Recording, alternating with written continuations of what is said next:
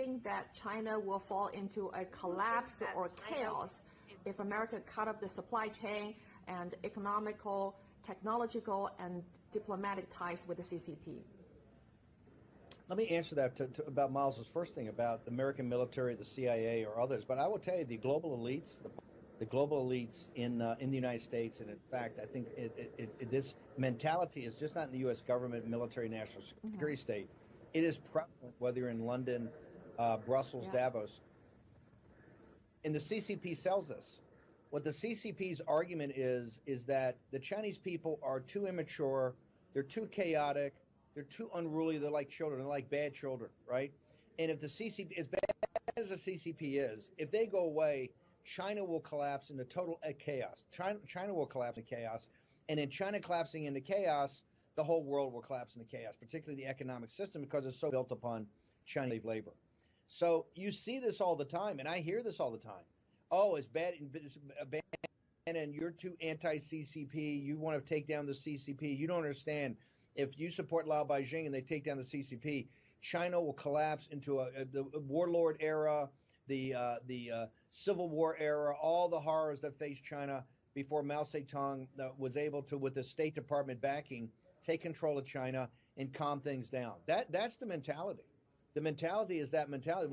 That's what we're fighting against. When you talk about the global elites, the CCP, and the reason they want to believe it, it's in their self-interest to believe it because they can make money with a gangster partner more than a free democratic China, which is going to have its own opinions and own viewpoints of what it wants to do in the world. But think of the ridiculousness of the argument. You have arguably one of the great civilizations, foundational civilization, oldest civilization in the world that's given us so much science and technology and philosophy and great thinkers, from Confucius to Lao Tzu to Taoism to all these great beneficial elements to humanity. And the whole world's free, right? Essentially, they basically gets a vote, except some of the Gulf Emirates in the Persian Gulf and some other isolated areas throughout the world, except for the biggest country on earth. Think about that for a second. The Chinese people don't get the simple thing. They all talk about democracy on NBC, MSNBC. They're lecturing people on democracy, and they're fighting for democracy. And what we're fighting for in the Ukraine is democracy. Well, hey, you got 1.4 billion people from an ancient civilization, not two Slavic nations, slugging it out. And you never hear about democracy because the CCP has sold the lie, and it's convenient for the world's elites to buy it because they're going to make money by buying it. The Chinese people are like unruly children, and they need a stern nanny. They need a steady hand by loving parents, and that's what the CCP is.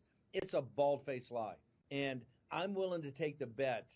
Okay, Beijing's willing to take the bet that, hey, let's overthrow the CCP, and we'll see the chaos that would ensue, and there would be some chaos for a while.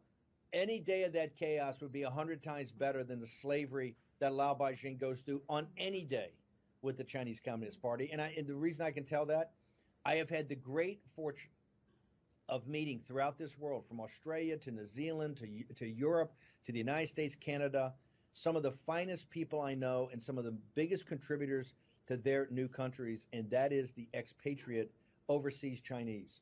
Hardworking, they add to the community, they don't ask for a lot, they keep their head down, they just, they're very family oriented, they're net contributors to society, they're gift makers. Yeah. And so it's a lie.